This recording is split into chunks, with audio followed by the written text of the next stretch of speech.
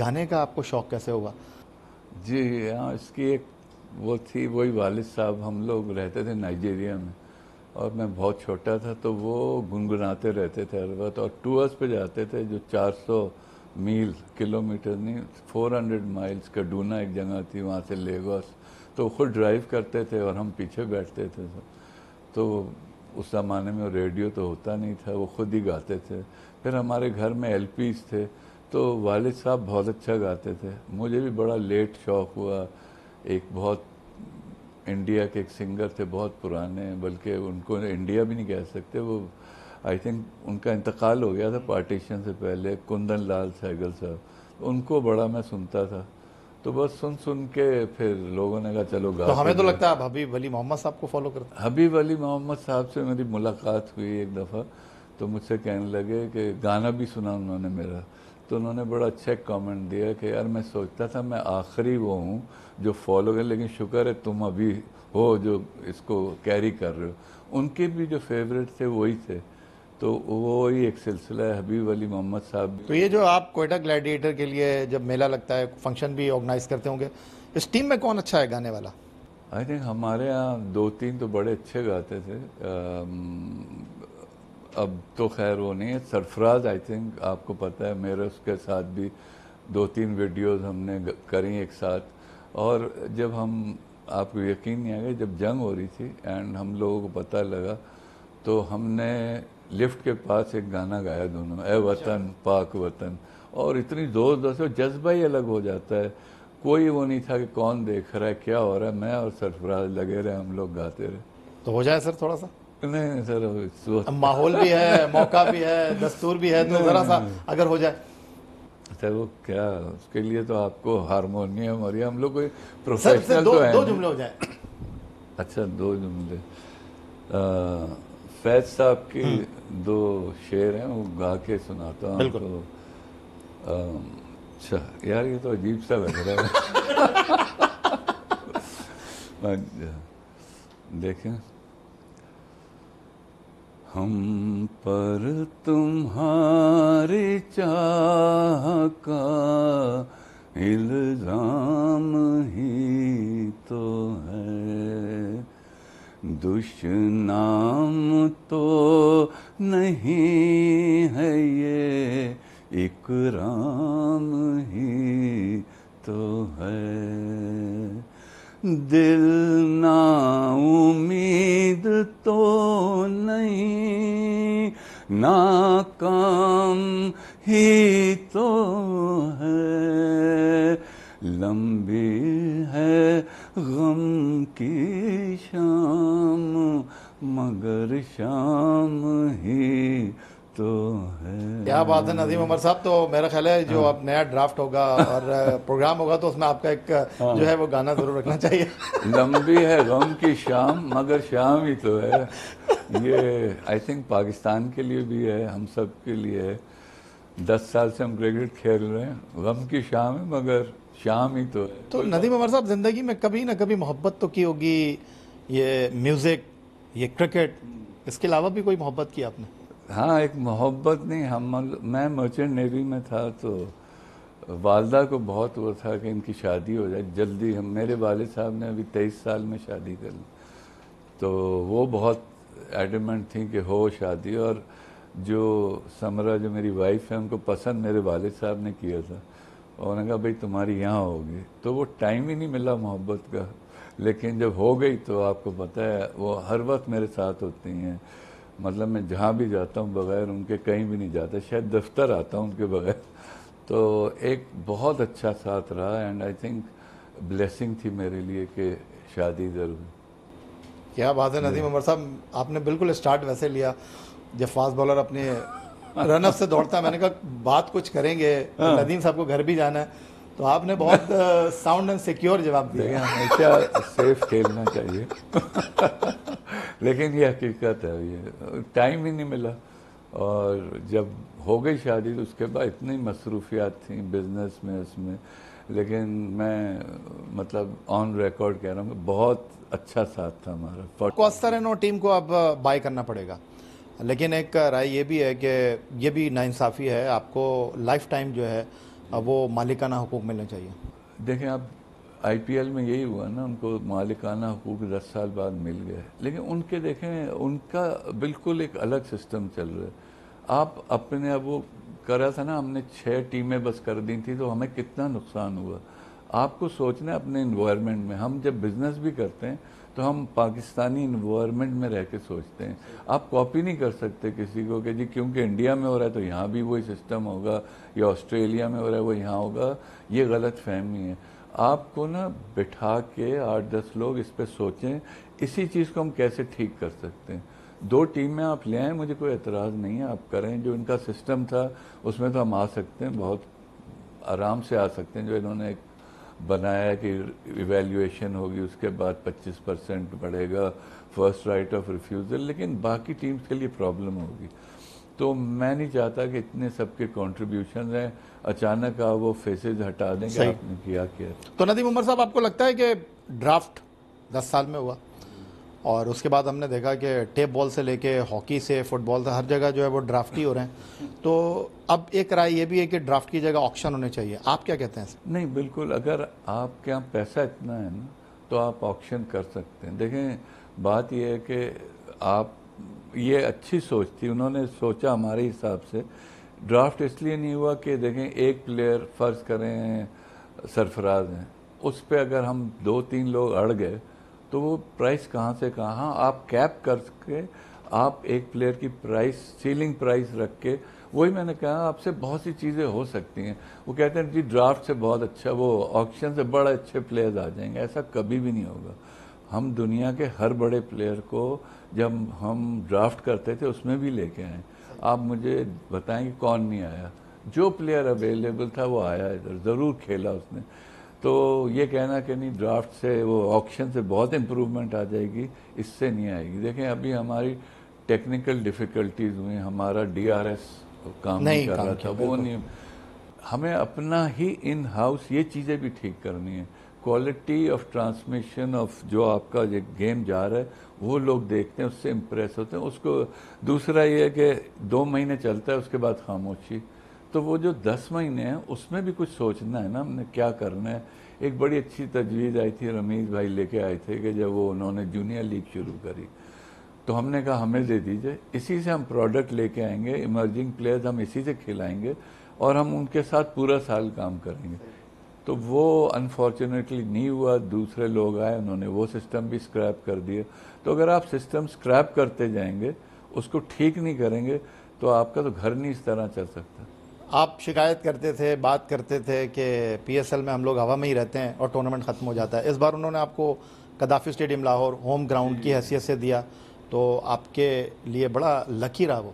बहुत लकी रहा। हम पिछले वहाँ 3 मैचेस पहले जीत गए थे, 6-7 यहाँ जीत गए थे, तो आई थिंक अनबीटेबल हम लोग हो गए थे लाहौर में। आई थिंक विकेट जैसी थी, फिर ज़रा कैरेक्टर चेंज हुआ और जब ब्रेक आया तो Lahore was very good to us. और मैं लाहौर के भी लोगों को शुक्रिया करूँगा, उन्होंने हमें एक्सेप्ट किया। वहाँ एक ग्रुप आता था, अगर आपको याद हो, तो वो क्वेटा को बहुत जिनके साथ आपने पिक्चर भी खिंचवाई। तो वो आप यकीन करें लाहौर का ग्रुप था पूरा, दे वर नॉट फ्रॉम बलूचिस्तान। तो वो हमें सपोर्ट कर रहा था। और मैं इधर आई थिंक बलूचिस्तान का शुक्रिया करूँगा। मुझे वो एक बच्ची है हमारी जो एम्बेसडर भी है, लिशबा, वो आई थिंक यंगेस्ट एवर, वो जो जिसने किताब लिखी है, तो वो बता रही थी पूरे बलूचिस्तान में स्क्रीन लगे हुए थे। और जो 201 हमने किया तो वहाँ पहले ही सेलिब्रेशन शुरू हो गई, क्योंकि 201 आज तक हिस्ट्री में चेस नहीं हुआ in any league, in any. वो लोग समझ रहे थे हम जीत गए। तो अपनी फैमिली का तो मुझे अफसोस था ही, असल जो दुख था वो यही था कि हम बलूचिस्तान को फिर एक ट्रॉफ़ी नहीं दे सके। वो लोग बेचारे एक तरह से डिज़र्व करते थे इसको, जितनी मुसीबत में वो रहते हैं। क्रिकेट आपको पता है सबको जोड़ के रखता है, तो no different in Balochistan. Karachi में पब्लिक क्यों नहीं आई? जी, कराची में पब्लिक क्यों नहीं आई? हाँ, इसके देखें 2-3 रीज़न्स बहुत हैं, और ये अगर आप मुझसे पूछें, लोग कहते हैं ये है नहीं। रीज़न यही है कि जब आप आते हैं ना किसी ग्राउंड में मैच देखने, तो आपको फैसिलिटीज़ चाहिए कि आप पूरी फैमिली को ला रहे हैं, तो एक इंजॉयबल एटमॉस्फेयर आपको मिलना चाहिए। ये नहीं कि 2 बाथरूम है 500 लोगों के लिए, यार ये एक प्रॉब्लम है, इनहेरेंट प्रॉब्लम। अब इसको ठीक कर रहे हैं। सेकेंडली, जो लोग बाहर से आपको इस पे लोग कह भी चुके हैं, बड़ा लंबा लंबा चलना पड़ता था। अब पीसीबी ने क्या किया, एक पार्किंग लॉट बना दिया आगा खान के बराबर में, उधर से लोग ब्रिज के थ्रू आ सकते हैं। लेकिन ये कहीं एडवर्टाइज नहीं किया गया कि 2000 गाड़ियों का एक पार्किंग लॉट बना हुआ है। तो जब लोग एक दफ़ा आते थे ना, देखें डाई हार्ड फैन जब आएंगे और वो फिर फैमिली के साथ आते हैं और उनको वो फैसिलिटीज़ नहीं मिलती, तो कहते हैं यार अब कौन जाए, छोड़ो टीवी पे ही देख लेते हैं। फिर एक दो इश्यूज पॉलिटिकल हुए जिसकी वजह से लोगों ने आई थिंक एक बॉयकॉट भी किया। एंड कराची आपको होता है लीड्स इन एवरीथिंग, तो वो भी एक इशू रहा। और ये इसको आहिस्ता आहिस्ता एड्रेस करें, क्योंकि हम जब 2019 में खेल रहे थे और हम जीते थे तो हाउसफुल था, पूरा हाउसफुल ही जाता था सर। सऊद शकील को आपने कप्तान बनाया, वो आपकी टीम को फाइनल तक लेकर गए, क्या कहना चाहेंगे उनके बारे में? नहीं, सऊद शकील आई थिंक जितना काम आदमी मैंने देखा ना, वो चाहे field end of the field बहुत अंडरस्टैंडिंग। सरफराज से भी ज़्यादा। हाँ, सरफराज देखें, सरफराज इनमें, सरफराज की अलग एक पर्सनालिटी थी, सऊद की बिल्कुल अलग पर्सनालिटी है। सरफराज मेरे साथ ही बैठते थे जब डगआउट में, तो उनका वही जो एक था। तो ऐसा कभी हुआ कि सरफराज बैठे में आपने ऐसे घूम के देखा सरफराज चलेगा, क्योंकि आपने तो सबको बुला हुआ था, जो जहाँ बैठा वहीं बैठे? नहीं, सरफराज को मैं हिलने नहीं देता था, वो आज तक नहीं गया। नहीं, वो आई थिंक दोनों कैप्टन में एक तरीका था। मैं सरफराज को देखा कि वो ग्राउंड पे एनिमेटेड बहुत होते थे। सही। सऊद नहीं होता कभी भी, बात अपनी वो पहुंचा देते सऊद, लेकिन एनिमेटेड आपने नहीं देखे उनको कभी कि वो गुस्सा कर रहे हैं या कोई। सरफराज बेचारी की बहुत सी वो भी बन गई, आ गई।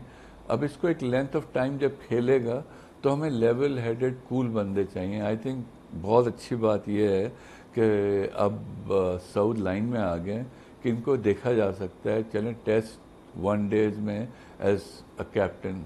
पिछले साल आई थिंक बहुत अच्छा परफॉर्म किया T20 में इसने। इधर इतने रन नहीं बन सके जितने होने चाहिए थे, but I think is a wonderful player. उसमें इन्वेस्टमेंट की है, तो आप उसको देखेंगे फ्यूचर में इंशाल्लाह। नदीम उमर साहब, प्लाटिनम कैटेगरी में आपने फ़हीम अशरफ को पिक किया और हसन नवाज ने तो बाजे फाड़ देने वाली परफॉर्मेंस दी, 399 रन, टूर्नामेंट के तीसरे कामयाब तरीन batsman, best player of the tournament का एजाज़ उन्होंने हासिल किया। और कोयटा ग्लैडिएटर को यहाँ तक लाने में उन्होंने बहुत मेहनत की। और मैं उनकी बात इसीलिए करता हूँ क्योंकि यहाँ पर होता ही है कि हमारे बहुत सारे प्लेयर्स हैं जो ये रोना गाना करते हैं कि यार मैं तो इस नंबर पे खेलता था, मुझे यहाँ नहीं खिलाया उन्होंने। और उन्होंने एडजस्ट किया अपने आप को। वो ख्वाहिश रखते हैं कि उनको टॉप ऑर्डर में खिलाया जाए, लेकिन उन्होंने जिस तरह नंबर 4 पर अपने आप को फिट इन किया, अब पाकिस्तान टीम का भी ऐसा लगता है कि उन्होंने मसला हल कर दिया। बिल्कुल। देखिए, दोनों, पहले फ़हीम अशरफ की बात करें, आई थिंक प्लेटिनम में बड़ा क्रिटिसाइज हुआ उनको क्यों पिक किया। आई थिंक फ़हीम अशरफ का बड़ा ज़बरदस्त रोल था हमारे साथ, और वो पाकिस्तान टीम में भी पिक हो गए। बांग्लादेश से बहुत अच्छा खेल रहे हैं, बॉलिंग भी कर रहे हैं, बैटिंग भी कर रहे हैं। हमें एक ज़रूरत थी एक ऑलराउंडर की, जो कि पाकिस्तान को भी है। इस वक्त T20 में पाकिस्तान के पास उनसे अच्छा ऑलराउंडर नहीं। एज ए ह्यूमन बीइंग भी मैंने देखा बहुत समझदार हैं, जितनी उनकी लिमिटेशन है उसमें रहते हैं, और क्या खूब खेलते हैं। फास्ट बॉलिंग तो आई थिंक आउटस्टैंडिंग। आखिरी ओवर में 23 रन देके उन्होंने यहाँ तक पहुँचाया। बिल्कुल। अब बहुत कंट्रीब्यूशन था इन दोनों प्लेयर्स का। हसन नवाज को मैं, आप यकीन करें, 3 साल से लेना चाह रहा था, लेकिन लोग कह रहे थे कि अभी मैच्योर नहीं है, खेलेगा अभी ये, तो लाइमलाइट में आ गया। हसन की जो सबसे अच्छी बात थी, नाफे की भी मैं समझता हूँ बड़ी अच्छी ये बात है कि उन्होंने कहा सर देखें ऊपर तो फुल है, हाउस फुल है, हमारे ओपनर्स सेटल्ड हैं, मुश्किल है कि मैं ओपनर खेलूं, तो आप मुझे जहां भी खिलाएंगे कोई बात नहीं। लोग बड़ा क्रिटिसाइज करते हैं कि हसीबुल्ला ओपनर है, आपने चौथे पे खिलाया। ये हर फ्रेंचाइज के साथ प्रॉब्लम होती है, क्रिटिसिज्म इतना होता है। यार मैंने कहा आप हो तो आप खिला लो टीम यार, जो क्रिटिसाइज करते हैं आप बना लो टीम यार। ये आप देखिएगा हमारा जब ड्राफ्ट हुआ उसमें मेरा ख्याल है 60% ओपनर्स ही थे, तो किधर जाते, मिडिल ऑर्डर बैट्समैन ढूंढना बड़ा मुश्किल हो रहा था। एनीवे सब ने ढूंढा, but coming back to Hasan Nawaz, उसने कहा कि नहीं मैं जहाँ भी खेलूँगा मैं एडजस्ट करके खेलूँगा। आप देखें ओपनिंग में ज़रा सी जब बॉल हिलती है, सैफी ने भी बात की, मोइन भाई की बड़ी इसमें इनपुट थी कि आई थिंक अगर हम इनको चौथे पे, पहले हमने छठे पे भी खिलाया उसको, लेकिन उसने कहा कि नहीं, उसकी जो सबसे अच्छी बात है, देखें उसके पास वो बड़े शॉट हैं जो किसी के पास मिडिल ऑर्डर में पाकिस्तान में नहीं है। उसकी आप वो कहते हैं ना लॉन्ग लीवर्स, जो टांग निकाल के मारता है, तो वो हमारे पास था नहीं। एक आई थिंक पाकिस्तान को बहुत लंबा सर्व करेगा, बहुत ही शरीफ तरीन बच्चा है, बहुत शरीफ। यानी एक वक्त तो ये आ गया था कि वो आया, रायली रूसो कहता है 100 दोनों ने किए थे, तो कह रहे हैं Nadeem please tell him how to say no और yes, give him a call. तो वो बेचारा अपनी धुन में रहता है एंड बहुत ही सीखने वाला बच्चा है, सीखता है वो। लेकिन आप जो अच्छी चीज़ मुझे लगी, टीम को साथ ले जाते, ये नहीं कि मार मूर के वापस आ गए जो हमारे कुछ प्लेयर्स करते हैं कि चलो जी चौथे पे यही काम है, पूरा गेम लेके चलेगा वो। तो आई थिंक पाकिस्तान को बहुत बड़ी फाइंड मिली है। जब दिल चाहता है वो छक्का भी मार लेता है, सिंगल भी ले लेता है, फंसता नहीं है। अब उसका स्ट्राइक रेट तो देखें 198 पे जा रहा है। तो आई थिंक पाकिस्तान के लिए बहुत बड़ी फाइंड है। अल्लाह करे वो पाकिस्तान के लिए बहुत सर्व करे। और एक आखिरी सवाल नदीम उमर साहब, परफॉर्मेंस तो ग्लैडिएटर की बड़ी शानदार रही, लेकिन कुछ जगहों पर तनकीद का सामना भी रहा ग्लैडिएटर को। जिस तरह आपने खुद खुलासा किया, ख्वाजा नाफे को आपने कहा कि एडजस्ट नहीं कर पाए, उसके साथ हसीबुल्ला के ऊपर बड़े सवालात हुए, टीम के हवाले से बड़े सवालात उठे, तो क्या कहना चाहेंगे? टीम पे तो आई थिंक सवालात ख़त्म हो गए थे जब हम जीत रहे थे। सवालात उसी वक्त उठते हैं जब आप हार रहे होते हैं। अभी देखें, हाँ, ये I भी think- सवाल उठता है कि भाई जो ओनर है उसको डग आउट में नहीं होना चाहिए। हाँ, एक ये भी सवाल था ओनर को डग आउट। मैंने अच्छा, मैं सब एक एक करके भाग हो गया। देखें हसीबुल्ला और नाफे जो थे ना, आप यकीन करें दोनों को मैं हर गेम में सॉरी कहता था कि यार क्या करें। हमारे साथ एक प्रॉब्लम ये हुई थी कि नाफे को हमें ऊपर खिलाना था, लेकिन फिन एलन, आप यकीन करें हसन मेरा बेटा है, उसने कहा अब्बू इसको ड्रॉप कर दें, नाफे को खिला दें। तो पूरी दुनिया में क्रिटिसिज्म क्या शुरू हो जाता है कि यार क्या आपको क्या हो गया, फिन एलन को ड्रॉप कर दिया यार, इस वजह से हार गए। मैं कहा बेटा दुनिया पीछे पड़े, बट यू आर राइट, उसकी भी क्रिकेट नॉलेज बहुत ज़्यादा है। और फिन एलन एंड में कोई परफॉर्म नहीं कर रहा था, सिर्फ मार मूर के वापस आ रहा था। तो दिल चाह रहा था कि मैं साउथ को इसको नाफे को खिलाऊं। वो एक प्रॉपर एक दो मैचों में खिलाया उसने, 50 के बाद वो बैठ गया। तो वो हमारी मजबूरियां थी, हर टीम की कोई ना कोई प्रॉब्लम होती है। इसी तरह हसीबुल्ला का था, आपको एक विकेट कीपर बीच में चाहिए था हमें कि जो मैच को लंबा करे और जब आए तो वो छक्के भी मार सके। हमने खिलाया हसीब को, एक दो मैचेस में नहीं परफॉर्म करी। अब पाकिस्तान का काम है ना इसको खिला। देखें फ्रेंचाइज का काम ये नहीं होता। मैं हर दफ़ा ये समझाता हूँ कि आप एक तो कहते हैं कि जी पीएसएल ने हमारी टीम ख़राब कर दी, तो आप पीएसएल से लड़के क्यों चुनते हैं? आप जाके लड़के चुनें जो डोमेस्टिक क्रिकेट है। आपने अभी इसको लिया, हसन नवाज को इसी परफॉर्मेंस पे ले लिया, या आपने और दो एक प्लेयर लिए हैं। तो अबरार, अब जैसे हमने लगातार अबरार को खिलाया, वरना वो आप देखें एक दो मैच खेलता था और अब लगातार वो खेला, परफॉर्मेंस भी दी उसने। तो टीमें बनाना फ्रेंचाइज की शबाबदीद जो होता है ना, वो एक तो मुश्किल काम होता है। You are in the spotlight, एक टीवी पे क्रिटिसाइज कर रहा है कि आपने क्यों नहीं खिलाया, कह रहा है बड़ा अच्छा खेला हुआ। तो आई थिंक वो नॉइस को शट ऑफ करके आप, मैं तो ये कहता हूँ जितने बैठे ना टेलीविजन, वो टीम बना दें पाकिस्तान की। बड़ा मुश्किल काम होता है फिर उनको खिलाना। तो एक तो ये था, दूसरा आई थिंक समीन भाई जो हैं 3 टाइटल जिता चुके ओनर है ना, वो भी बैठे में क्या है, ही इज़ मेकिंग गुड वो। और जहाँ तक मेरी बात है, मैं सबको ये बताता हूँ कि जितने प्लेयर्स हैं इन सबसे ज़्यादा T20 मैंने खेली। आप यकीन, अभी भी खेल रहा हूँ, मैच खेल के कल आया हूँ। तो मुझे पता है इन एंड आउट्स, आप मुझसे ज़्यादा आप नहीं जानते। मैं ये कहता हूँ कि ओनर से ज़्यादा तो दर्द किसी को नहीं होगा। यही मैं कह रहा हूँ, अगर आपको ये, और देखें ये अलग चीज़ है, फ्रेंचाइज क्रिकेट इज टोटली दबाव आ गया। दबाव क्या, हम फाइनल जीत जाते तो कहते वाह वाह क्या नाम है, जो हार गया तो जी वो क्यों बैठे हुए थे। सलमान भाई, भाई दो टीमों के ओनर डगआउट में बैठे हुए थे, वो दोनों टीम अंदर। आप यकीन, उनके पास तो कोच भी नहीं था, कलंदर के पास, वो समीन भाई चला रहे थे ना। तो ये कहना, आपको इसकी साइंस ही नहीं पता है, इसकी साइंस बड़ी डिफरेंट है। ओनर बैठे ना बैठे। सेकेंडली आई थिंक मैं जैसे समझ रहा हूँ अपनी बात नहीं करनी चाहिए। अब 50-40 साल से तो मैं क्रिकेट खेल रहा हूँ, T20 खेल रहा हूँ। इनमें से बहुत से बच्चों ने तो मतलब इतनी कप्तानी किया, इतने मैचेस नहीं खेले जितने हमने खेल लिए। तो इसकी साइंस T20 की वही है, उसमें कोई चेंज नहीं आया। दलेर होना चाहिए, हमारे कप्तान बिल्कुल दलेर नहीं है हमारे, माफ़ कीजिएगा। Tomorrow you have another game, ये मैं बच्चों को ही समझाता हूँ। आज हार जाओगे ना, कल फिर जीतोगे, लेकिन कुछ चीज़ तो करो। आप ये करते हैं कि लॉन्ग ऑफ वहीं खड़ा हो जहाँ प्रकार से खींच के दिया गया, वहीं लॉन्ग ऑफ रहेगा। यार 90 नंबर का प्लेयर आ रहा है, उसकी टांगें चल नहीं रही, आप लॉन्ग ऑफ बाहर क्यों रखा हुआ, लेके ऊपर आओ ना। लेकिन डरते हैं, अगर चौका लग गया, ओ भाई वो चौका मार सकता है, नहीं मार। तो इसकी बहुत सारी कॉनोटेशंस हैं, उसमें ना जाएं। लेकिन ठीक है, एक दबाव आता है, प्रेशर होता है प्लेयर्स पे, लेकिन हमारे यहाँ माशाल्लाह माहौल बहुत अच्छा था। लोगों को फिर आदत हो गई कि हाँ भाई नदीम भाई आए। मैं एक मैच में नहीं था तो थोड़े परेशान थे, बट ओवरऑल बहुत अच्छा माहौल रहा।